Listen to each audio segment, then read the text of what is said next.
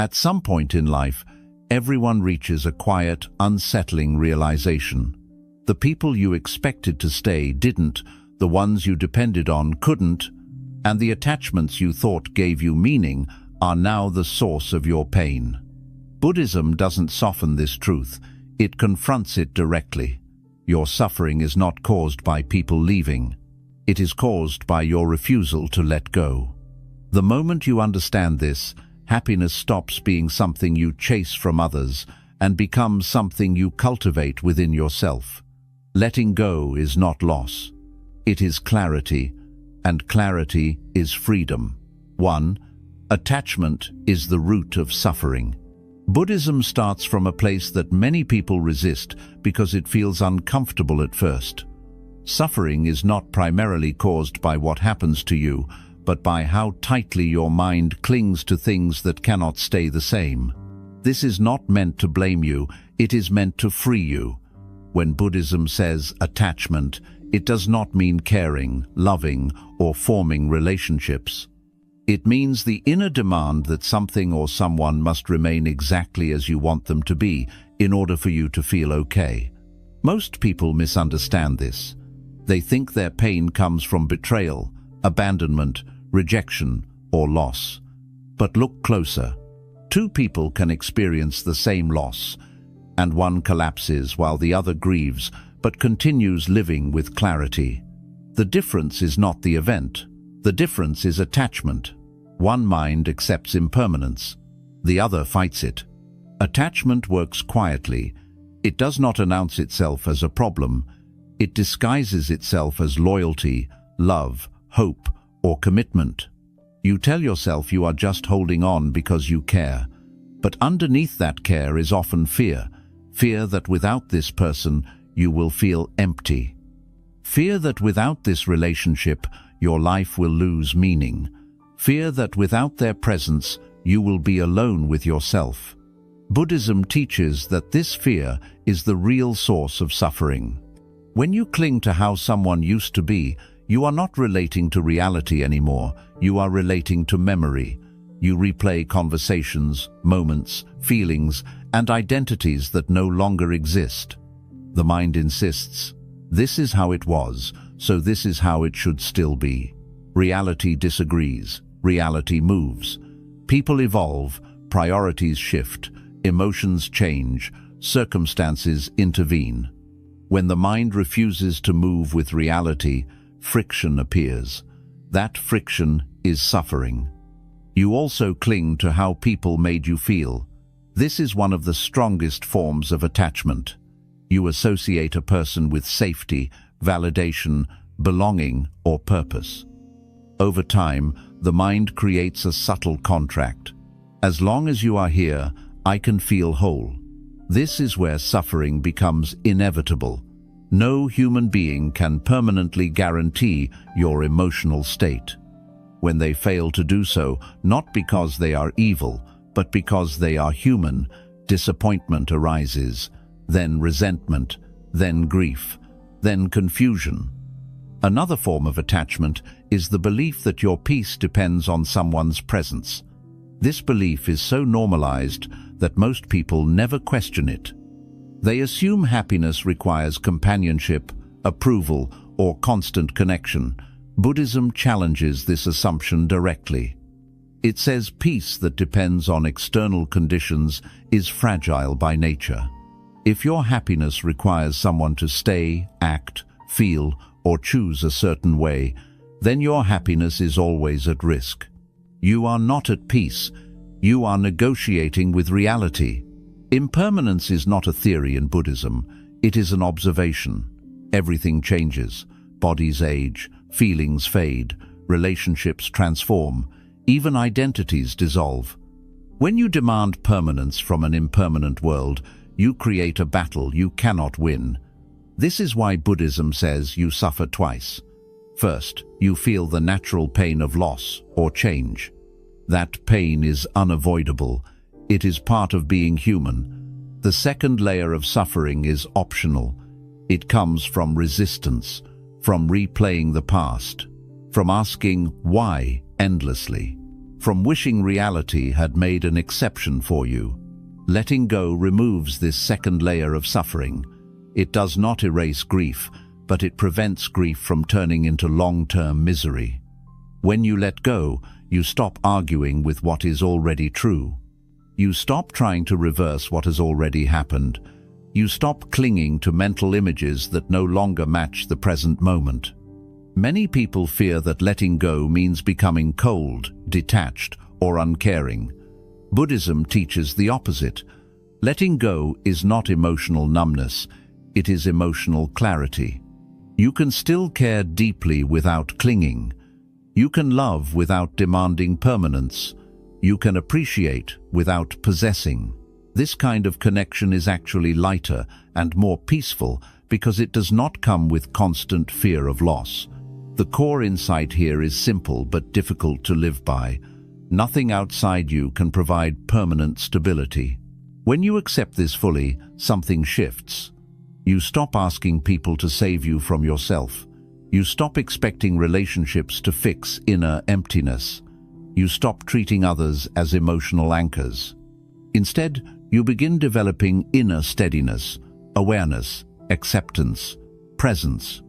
This is why Buddhism places so much emphasis on observing the mind. When you watch your thoughts, you begin to see how attachment operates. You notice the urge to hold on, the urge to control outcomes, the urge to replay the past or worry about the future. With awareness, you stop feeding these urges automatically. You don't suppress them. You simply see them for what they are, habits of the mind, not truths. Attachment promises comfort, but delivers anxiety. Letting go feels frightening at first because it removes familiar patterns. But what remains is space, and in that space, peace becomes possible. Not because life stops changing, but because you stop demanding that it shouldn't. This is why Buddhism says attachment is the root of suffering. Not to condemn attachment, but to show you the exit. When you stop demanding permanence from what cannot provide it, happiness stops being something you chase through people and starts becoming something you cultivate within yourself. 2.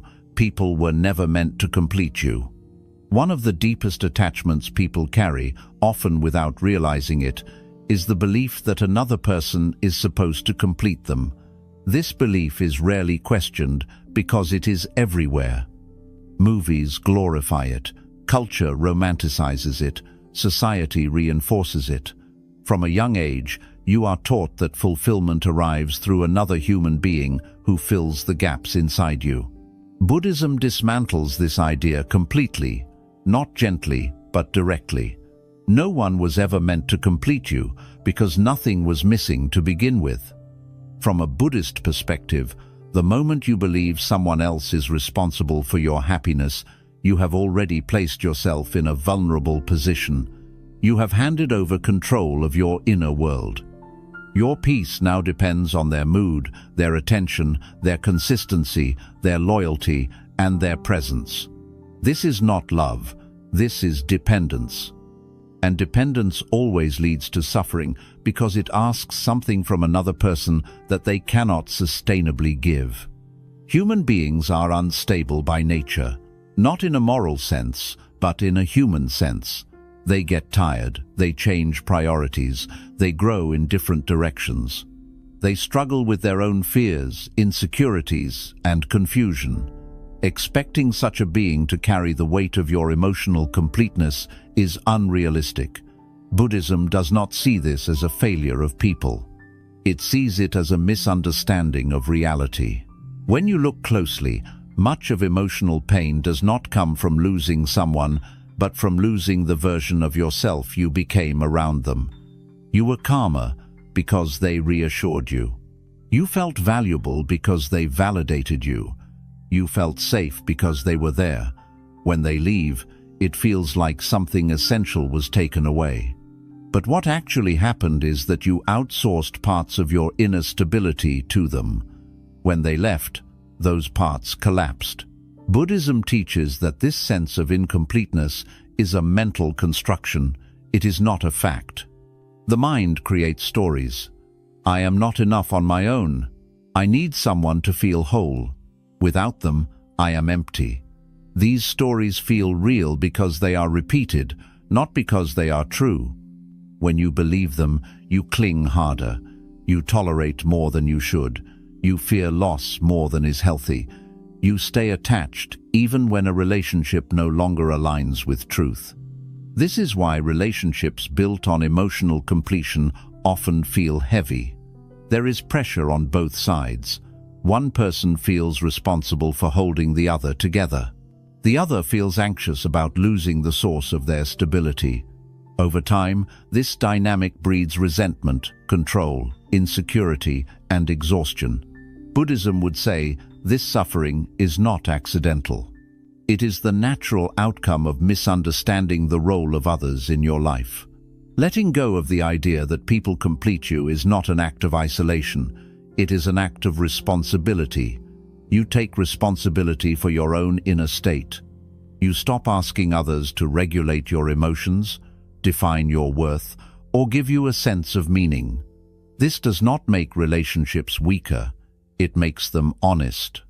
You relate to people because you choose to, not because you need them to survive emotionally. When you no longer need people to complete you, something subtle but powerful happens. Fear loosens its grip. You are no longer constantly worried about abandonment because your sense of self is not built on someone else's presence. You are no longer desperate for approval because your worth is not being negotiated externally. You can enjoy connection without clinging to it. Buddhism emphasizes inner wholeness, not as a personality trait, but as a practice. Through awareness, mindfulness, and understanding impermanence, you learn to sit with yourself without needing distraction or validation. At first, this feels uncomfortable. Many people avoid stillness because it exposes inner emptiness they have been trying to fill with relationships, noise, or attention. But Buddhism teaches that this emptiness is not a flaw, it is space. And space allows growth. When you stop trying to be completed by others, you start discovering who you are without mirrors. You notice your thoughts without filtering them through someone else's reactions. You learn to self-soothe instead of seeking constant reassurance. You develop emotional resilience, not by becoming hard, but by becoming grounded. This shift also changes how you experience loss. When someone leaves, it still hurts. Buddhism does not deny that, but the pain no longer destroys you because your foundation remains intact. You grieve the person, not your identity. You miss the connection, not your sense of worth. The suffering becomes lighter because it is not layered with self-abandonment. People were never meant to complete you because completion implies lack. Buddhism teaches that clinging to this idea keeps you trapped in cycles of attachment and disappointment.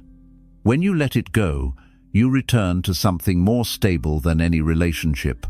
Awareness of yourself as you are, whole, changing, and capable of peace without external guarantees. This is why letting go makes you happier, not because people stop mattering, but because they stop carrying a burden they were never meant to hold. 3. Clinging turns love into fear. One of the hardest truths Buddhism asks you to face is this: much of what people call love is actually fear wearing a softer mask. Fear of losing, fear of being replaced, fear of being alone, fear of no longer mattering. When attachment enters a relationship, love slowly stops being free and starts becoming conditional. You are no longer relating to the person as they are. You are relating to the threat of their absence. Clinging changes the emotional tone of everything. When you cling, your mind is no longer present. It is scanning, watching, interpreting. You analyze tone, silence, distance, and behavior, not out of curiosity, but out of fear. You are not asking, "Who is this person right now?" You are asking, "Are they drifting away?" Buddhism teaches that this state of mind is suffering in real time.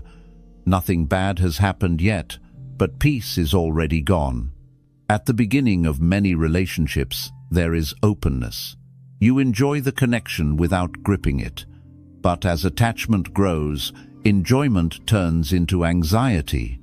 You start needing reassurance. You want consistency, you want promises, you want certainty. None of these are wrong on the surface, but when they come from fear, they poison the connection. Love that demands guarantees is no longer love, it is self-protection. Clinging also creates control, even if it is subtle. You may not see yourself as controlling, but attachment always tries to manage outcomes.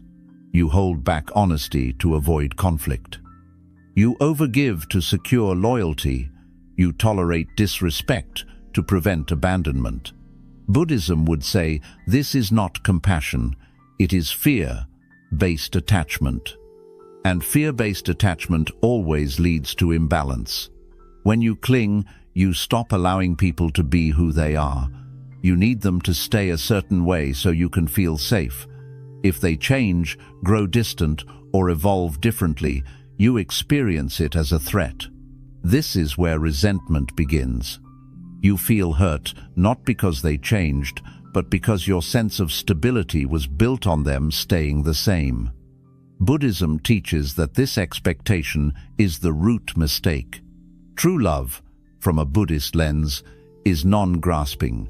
It allows movement, it allows change, it allows people to come and go without your inner world collapsing. This does not mean you feel nothing when someone leaves.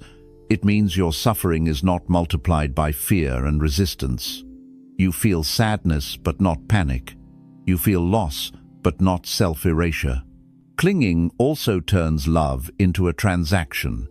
You start keeping mental records. Who texts first? Who gives more? Who sacrifices more? This accounting happens because attachment fears imbalance. You want proof that you are still chosen. Buddhism points out that this constant measuring drains joy. You are no longer experiencing love. You are monitoring it.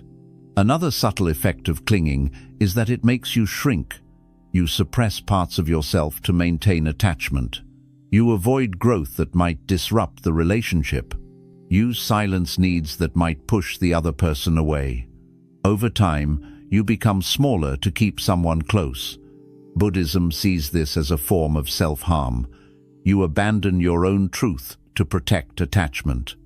Letting go reverses this entire pattern. When you release clinging, love becomes lighter. You stop needing constant reassurance because your safety no longer depends on someone else's behavior. You can speak honestly without fear of losing yourself. You can allow distance without immediately assuming disaster. Peace returns not because the relationship becomes perfect, but because fear no longer dominates your mind. Buddhism does not tell you to stop loving. It teaches you how to love without suffering. Love without clinging means you appreciate presence without demanding permanence. You care without controlling. You connect without losing yourself. This kind of love is rare because it requires inner stability, not emotional dependency. When clinging dissolves, something surprising happens. Even if a relationship ends, the pain is cleaner. It does not spiral into obsession, self-blame, or endless rumination. You grieve, but you do not chase. You miss, but you do not beg reality to reverse itself. Buddhism teaches that this is freedom, not freedom from connection, but freedom from fear. Clinging turns love into fear because it asks love to protect you from impermanence. Letting go allows love to exist alongside impermanence without trying to defeat it. And when fear leaves the relationship, happiness no longer feels fragile. It becomes steady, quiet, and rooted within you rather than hostage to someone else's choices. This is why letting go makes you happier. Not because you stop loving deeply, but because you stop loving fearfully. 4. Letting go reveals who you really are. As long as your life is organized around other people, you rarely meet yourself. This is not because relationships are wrong, but because attachment blurs self-perception. Buddhism teaches that clinging to people, roles, and identities creates a false sense of self, one that exists only in relation to others. When those relationships change or end, the confusion you feel is not just loss. It is the sudden disappearance of the identity you were using. Most people don't realize how much of who they think they are is borrowed. You are the reliable one, the needed one, the loved one, the partner, the friend, the emotional support. These roles feel solid because they are constantly reinforced, but they are not the self, they are conditions. Buddhism emphasizes that the self is not fixed. It is a process shaped by causes and conditions. When the conditions change, the roles fall away. What remains is often unfamiliar, and that unfamiliarity is frightening. This is why letting go feels so destabilizing at first. When people leave and you stop chasing them, blaming them, or trying to pull them back, there is a gap. The mind panics in that gap. It asks, "Who am I now?" Without someone to reflect you back to yourself, the mirrors disappear. Buddhism does not rush to fill that space. It invites you to stay with it. Staying with that emptiness is uncomfortable because it exposes how much of your identity was constructed to be seen, needed, or validated. You notice how often your thoughts revolve around how you are perceived. You notice how your sense of worth rises and falls based on attention, approval, or closeness. This awareness can feel harsh, but Buddhism sees it as awakening. You cannot be free from illusion until you see it clearly. Letting go strips away emotional costumes. You are no longer performing to be loved or adjusting yourself to stay connected. Without those constant adjustments, something raw and honest emerges. You begin to see your habits, fears, desires, and patterns without distraction. This is not always pleasant, but it is real, and reality is where peace begins. Buddhism teaches that suffering persists because people cling not only to others, but to identities built around others. When those identities collapse, the mind rushes to rebuild them, often by seeking new attachments immediately, new relationships, new validations, new distractions. But this only delays self-understanding. Letting go fully means resisting that urge to refill the space too quickly. In the quiet that follows letting go, you start to observe your mind instead of running from it. You notice thoughts arising and passing without being defined by them. You begin to understand which emotions belong to you and which were reactions to attachment. This clarity is not dramatic, it is subtle and steady. Buddhism calls this insight, and it grows through observation, not force. As self-awareness deepens, you begin to experience a different kind of confidence. Not the confidence that comes from being chosen or needed, but the confidence that comes from knowing yourself directly. You no longer need constant external confirmation to feel real. You become less reactive, less defensive, and less desperate to hold on to people for identity. This also changes how you approach future relationships. You enter them as a whole person, not as someone seeking definition. You are less likely to lose yourself because you know where your center is. Buddhism sees this as the natural outcome of non-attachment. You relate from presence, not from lack. Letting go reveals who you really are because it removes distractions, not because it gives you something new. It peels away the layers built from dependence and fear. What remains is not a perfect self, but an honest one. A self that can observe, adapt, and remain grounded even when circumstances shift. This is why Buddhism does not rush healing.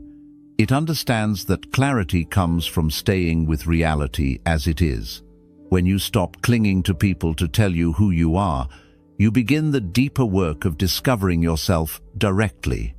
And in that discovery, happiness becomes quieter, steadier, and no longer dependent on who stays or leaves. 5. Impermanence is not cruel, it is liberating. One of the most misunderstood teachings in Buddhism is impermanence. People hear that everything ends, everything changes, and nothing lasts, and they immediately associate this truth with loss, sadness, or pessimism. But Buddhism does not present impermanence as a threat. It presents it as relief. Suffering does not come from the fact that things change. It comes from the refusal to accept that they do. From the Buddhist view, impermanence is simply the nature of reality. Bodies age, emotions shift, relationships evolve. Even your own thoughts are never the same from one moment to the next. The mind, however, resists this flow. It wants stability, certainty, and guarantees. It wants to freeze moments that feel good and erase moments that hurt. When reality refuses to cooperate, frustration arises. That frustration, repeated and intensified, becomes suffering. When people leave your life, the pain you feel is natural. Buddhism never denies natural pain. What it challenges is the additional suffering created by clinging to the past. The mind replays what was. It compares the present to a memory. It asks why things couldn't stay the same. In doing so, it traps you in time. You are no longer living in the present, you are living in resistance. Impermanence, when truly understood, breaks this cycle. When you accept that change is not a mistake but a rule, you stop taking it personally. People leaving is no longer proof that you failed, were unworthy, or did something wrong. It is simply movement. Causes and conditions shift, and outcomes follow. This perspective does not erase grief, but it removes self-blame and bitterness from it. One of the most liberating aspects of impermanence is that it applies to suffering as well. Pain feels endless when you believe it should not exist. But when you understand that pain, like everything else, is temporary, you stop panicking inside it. You stop asking when it will end and start observing it as a passing experience. This observation weakens its hold. You suffer less not because pain disappears immediately, but because you stop adding fear to it. Impermanence also frees you from chasing the past. Many people suffer because they are trying to recreate a version of life that no longer exists. They want people to return to who they were. They want relationships to feel the way they once did. Buddhism teaches that this longing is a form of clinging to illusion. The past cannot be revived. The moment you accept this fully, energy that was trapped in longing becomes available for living. Understanding impermanence changes how you appreciate people. Instead of assuming they will always be there, you begin to value presence while it exists. You listen more carefully. You hold moments more lightly. You stop postponing honesty and connection. Paradoxically, accepting that people may leave makes relationships richer, not poorer. You stop taking them for granted because you know nothing is guaranteed. Impermanence also dissolves entitlement. When you believe things should last forever, you feel wronged when they don't. When you accept impermanence, you feel gratitude instead. You recognize that anything given to you, even temporarily, was never owed. This shift from entitlement to gratitude is a major source of peace. Buddhism teaches that clinging to permanence in an impermanent world is like trying to hold water in your fists. The tighter you squeeze, the faster it slips away. Letting go does not mean losing everything. It means changing how you hold things. You hold them with awareness, not desperation. You allow life to move without trying to trap it. When impermanence is deeply understood, fear weakens. Fear relies on the illusion that something should stay the same.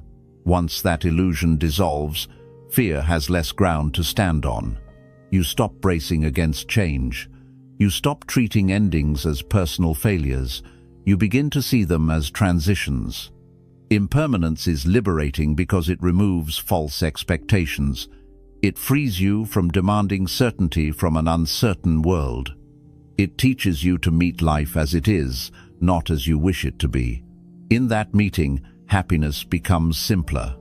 It is no longer built on guarantees or permanence, but on presence, awareness, and acceptance. This is why letting go makes you happier. Not because you lose less, but because you stop fighting the truth of change. When you align with impermanence instead of resisting it, suffering loosens its grip and peace becomes possible even in the midst of endings. 6. Happiness comes from non-attachment, not isolation. One of the biggest misconceptions about letting go is the belief that it leads to isolation, emotional coldness, or detachment from life itself. Many people hear the Buddhist teaching of non-attachment and assume it means withdrawing from relationships or becoming indifferent to others. This misunderstanding keeps people trapped in suffering because they think the only alternative to clinging is loneliness. Buddhism teaches something very different. Non-attachment is not about cutting people off.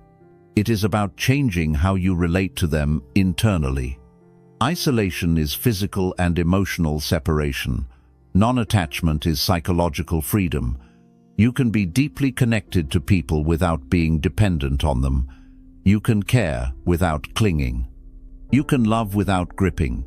The suffering most people experience does not come from connection itself, but from the belief that connection must be permanent, consistent, and emotionally stabilizing at all times. When you are attached, relationships feel heavy. You need them to work a certain way. You need people to show up on time, respond correctly, stay emotionally available, and meet expectations you may not even articulate. When they fail, frustration and disappointment arise. Buddhism teaches that this pressure is what drains joy from relationships. You are not enjoying people as they are. You are evaluating them based on how well they protect your inner comfort. Non-attachment removes this burden. When you let go internally, you stop asking relationships to guarantee your happiness. You stop needing people to behave perfectly for you to feel okay. This does not reduce intimacy. It increases it. You can be present without anxiety. You can listen without defensiveness. You can enjoy connection without fearing its end. Many people stay attached because they believe distance equals abandonment. Buddhism challenges this fear directly. Distance does not destroy connection. Clinging does. When you allow people space without panic, relationships breathe. When you allow change without resistance, connection becomes flexible instead of fragile. Non-attachment also changes how you experience being alone. Solitude stops feeling like rejection and starts feeling like neutrality. You are no longer measuring your worth by who is present or absent. Time alone becomes space for awareness rather than evidence of failure. Buddhism teaches that peace grows when you are comfortable with your own mind. When solitude no longer threatens you, relationships lose their power to destabilize you. This is where true happiness begins to form. Happiness that depends on constant social reinforcement is unstable. It rises and falls with attention, approval, and presence. Non-attached happiness is steadier. It does not require isolation, but it does not fear it either. You can move between connection and solitude without losing yourself. Another key aspect of non-attachment is that it reduces emotional reactivity. When you are not clinging, you are less likely to interpret every change in behavior as a personal threat. Someone's silence does not immediately mean rejection. Someone's distance does not automatically mean loss. You respond instead of react. Buddhism sees this clarity as a major source of inner peace. Non-attachment also allows you to show up more authentically. When you are not afraid of losing people, you are more honest. You express boundaries without guilt. You speak truth without manipulation. You no longer perform to secure love. This authenticity deepens relationships that are aligned and naturally allows misaligned ones to fade without drama. Importantly, Buddhism does not encourage emotional suppression. You still feel sadness, joy, affection, and loss. The difference is that emotions pass through you instead of defining you. You experience them fully without clinging to them or pushing them away. This fluid relationship with emotion prevents suffering from becoming chronic. When happiness comes from non-attachment, you stop seeing people as emotional lifelines and start seeing them as companions. Companions walk alongside you for part of the journey. They are not responsible for carrying you. This perspective removes resentment and unrealistic expectations. You appreciate presence without demanding permanence. Non-attachment also protects you from bitterness.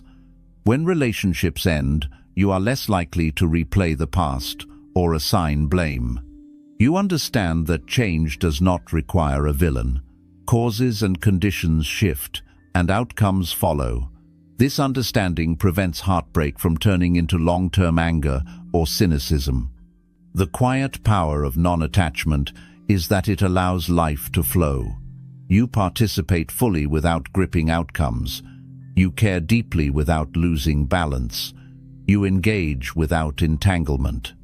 Buddhism teaches that this is the middle path, not withdrawal and not obsession, but awareness. Happiness comes from non-attachment because non-attachment removes the inner struggle. You stop fighting reality. You stop demanding emotional guarantees. You stop needing life to be different in order to be okay. In that acceptance, peace emerges naturally. Letting go does not mean walking away from people. It means walking toward life without chains. And when your happiness is no longer held hostage by who stays or leaves, you experience a freedom that isolation could never give you. 7. Freedom begins the moment you release control. At the deepest level, attachment is not just about people, it is about control. Control over outcomes, control over how others feel, act, stay, or choose you. Buddhism teaches that this need for control is one of the most exhausting illusions the mind creates. You believe that if you hold on tightly enough, explain clearly enough, give enough, or sacrifice enough, you can prevent loss. But control is a false promise. It demands constant effort and never delivers certainty. Most suffering does not come from what happens, but from the mind's insistence that things should have gone differently. You replay conversations. You imagine alternative choices. You ask yourself what you could have done to keep someone. This mental struggle is an attempt to regain control over something that has already moved beyond you. Buddhism sees this as unnecessary suffering layered on top of pain. Releasing control does not mean becoming passive or careless. It means recognizing the limits of your influence. You can act with integrity, you can communicate honestly, you can care deeply, but you cannot decide how others respond, feel, or remain.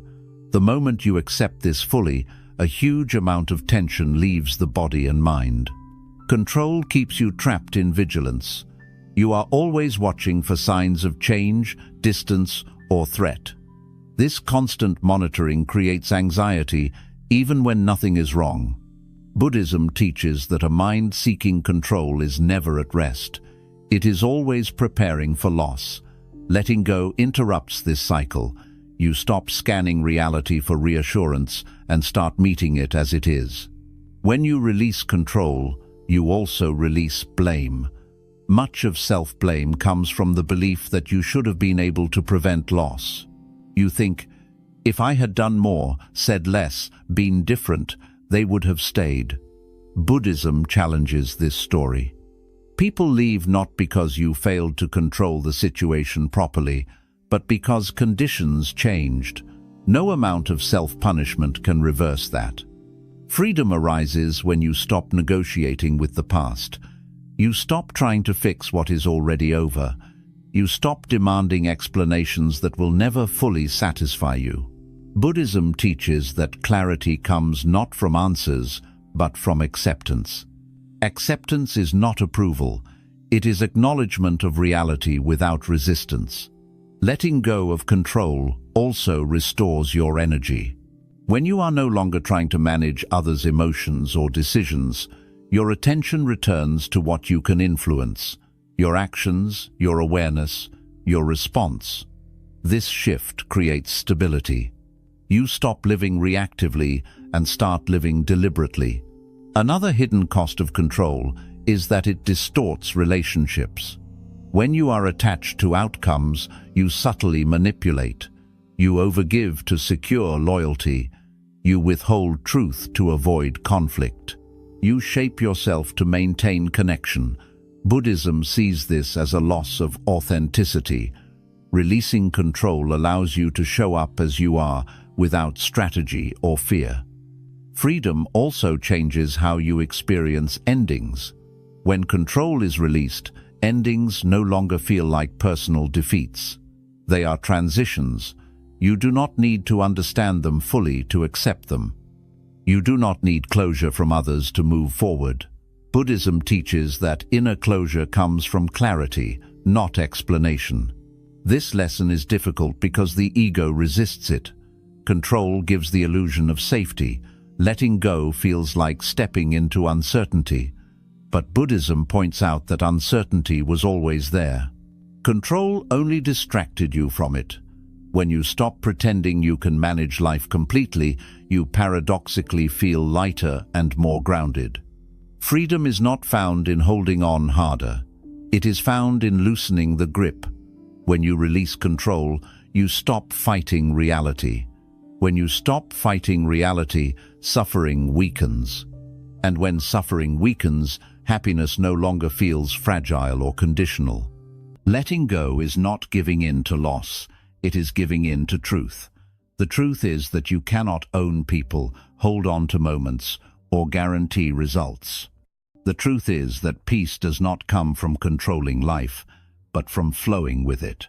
This is why Buddhism teaches that freedom begins the moment you let go. Not because life becomes certain, but because you stop insisting that it must be. And in that release, happiness finally becomes something that belongs to you, not to situations, not to people, and not to the false idea of control. Letting go is not a one-time event. It is a daily practice. One of the biggest mistakes people make after hearing about letting go is thinking it happens once, and then you are free forever. Buddhism does not teach letting go as a single choice or a dramatic breakthrough. It teaches it as a discipline, something you return to again and again, often quietly, often imperfectly. The mind does not release attachment all at once, because attachment is not a switch, it is a habit. Even after you understand that clinging creates suffering, the mind will still reach for what feels familiar. It will replay memories, it will imagine different futures, it will feel drawn to people who once brought comfort. This does not mean you failed. Buddhism sees this as normal conditioning. The problem starts only when you identify with these movements of the mind instead of watching them. Letting go in practice begins with awareness. You notice when the mind tightens. You notice when thoughts keep circling around someone who is no longer there. You notice the urge to check, reach out, return, or reopen old wounds. Buddhism does not ask you to crush these urges. Suppression creates resistance, and resistance makes attachment stronger. Instead, you observe without reacting. You let the urge rise and fall on its own. This is where real strength is built. Not in forcing yourself to move on, but in allowing discomfort without feeding it. Each time you don't act on attachment, you loosen its grip a little. Each time you sit with longing without turning it into action, you take back a piece of inner freedom. Over time, this reshapes your mind. The daily practice of letting go also applies to expectations. You may let go of a person, but still cling to how life should feel afterward. You expect peace to come right away. You expect clarity to replace confusion. Buddhism warns against this quiet attachment to outcomes. Healing does not move in a straight line. Some days feel lighter, other days bring back old emotions. Letting go means accepting this uneven process without being hard on yourself. Another part of daily letting go is releasing mental narratives. The mind loves stories. Stories about who hurt you, who left you, who failed you. These stories feel fair, but they keep attachment alive. Buddhism teaches that suffering continues as long as you keep repeating the same identity. Victim, abandoned, unchosen. Letting go means noticing these stories and gently stepping out of them. This does not mean pretending it didn't happen. It means refusing to live inside it. You accept the pain without building a permanent home in it. Each time the mind returns to the same story, you bring it back to the present moment. To breath, to sensation, to what is truly happening now, not what happened then. Letting go as a practice also includes patience with yourself. Many people become strict when they notice attachment returning. They think they should be over it already. Buddhism rejects this harshness. Harshness is another form of clinging, this time to a perfect version of yourself. Compassion is essential. You treat your mind the way you would treat a child learning to walk. You guide gently. You don't punish falling. Over time, something small but powerful changes. The thoughts still come, but they no longer control you. The memories still appear, but they pass quicker. The emotional weight softens. You are no longer pulled into suffering automatically. This is not because you forced detachment, but because you trained awareness. Daily letting go also means releasing comparison. You stop measuring your progress against others. You stop asking why someone else moved on faster. Buddhism teaches that comparison strengthens ego and dissatisfaction.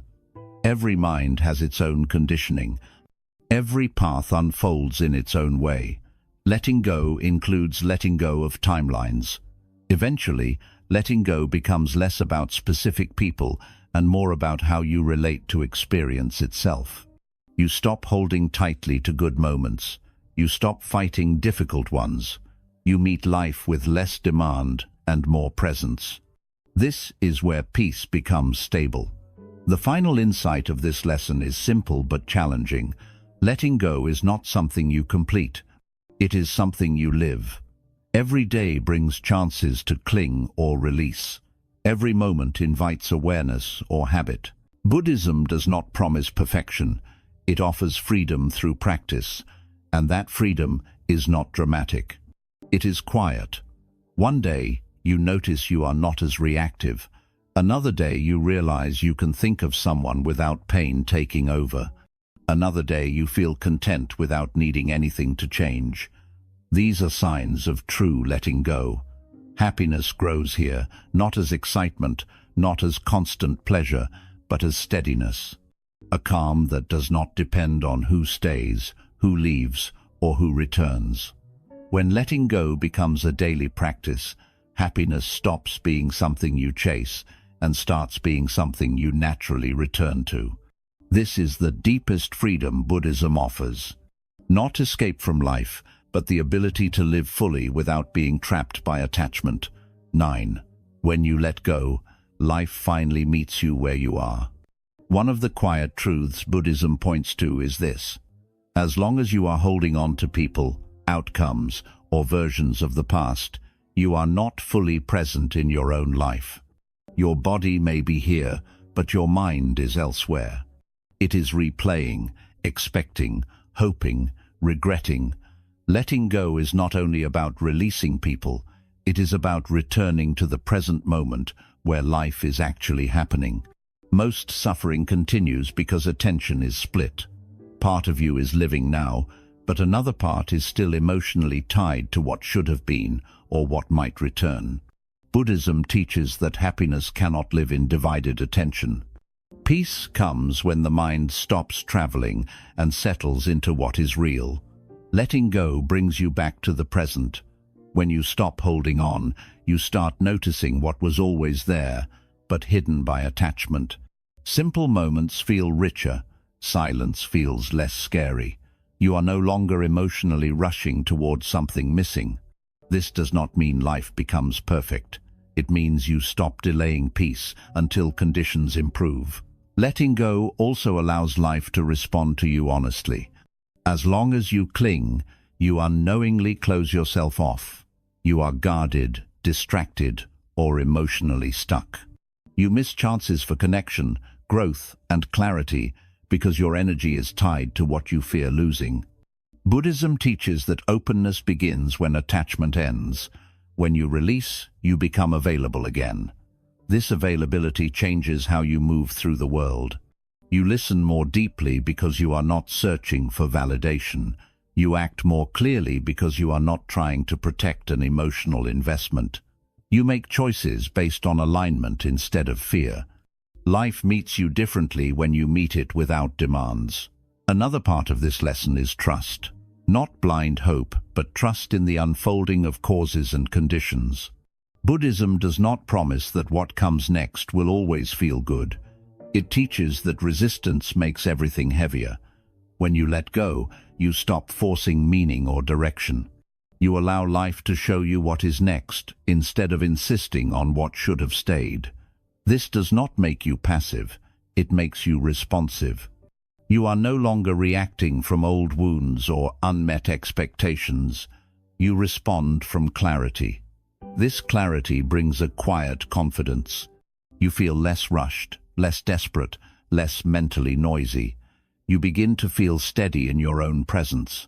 Letting go also changes how you experience uncertainty. Uncertainty stops feeling like danger and starts feeling like space. Space for something new, space for growth, space for truth. Buddhism teaches that clinging narrows life. Letting go opens it. When you release attachment, you are no longer living in a tunnel of fear and hope. You are living in awareness. Many people fear that if they let go, nothing will replace what they lost. Buddhism meets this fear gently but clearly. Life is not empty. It is only blocked by fixation. When fixation fades, movement returns. New experiences come naturally, not as replacements but as continuations. You don't need to chase them. They arrive because you are present enough to receive them. This lesson also brings humility. You realize how much energy you spent trying to control, protect, or secure what was never guaranteed. When you see this clearly, you stop fighting yourself. You stop draining your mind. You accept your humanity without judgment. Buddhism sees this acceptance as wisdom. As presence deepens, happiness becomes less dramatic but more dependable. It is not tied to excitement or reassurance. It shows up as calm, steadiness, and ease with what is. You are not always waiting for something to change before you allow yourself to feel okay. You are okay now, even while life continues to move. Letting go allows life to meet you where you are because you finally stop getting in the way. You stop blocking the present with the past. You stop filling the moment with expectations. You arrive fully. This is one of the deepest results of letting go. You do not become someone new. You simply return to yourself as you are, here, alive, and capable of peace without conditions. And in that return, happiness is no longer something you search for. It is something you notice was quietly available all along. Letting go of people is not about becoming distant, cold, or detached from life. It is about ending the silent war inside you. Buddhism does not ask you to stop caring. It asks you to stop clinging. The moment you release the belief that your happiness depends on who stays, who chooses you, or who understands you, something deep shifts. You stop chasing stability outside yourself and start building it within. People will still come and go, relationships will still change, loss will still happen, but it will no longer control you. You will feel pain without being crushed by it. You will miss without losing yourself. You will love without fear running the relationship. This is the freedom Buddhism points to again and again. Not freedom from life, but freedom within it. When you let go, you are not giving up. You are waking up. You are choosing reality over illusion, presence over attachment, peace over control. And in that choice, happiness stops being fragile. It becomes steady, quiet, and deeply yours, no longer dependent on anyone showing up, staying, or saving you.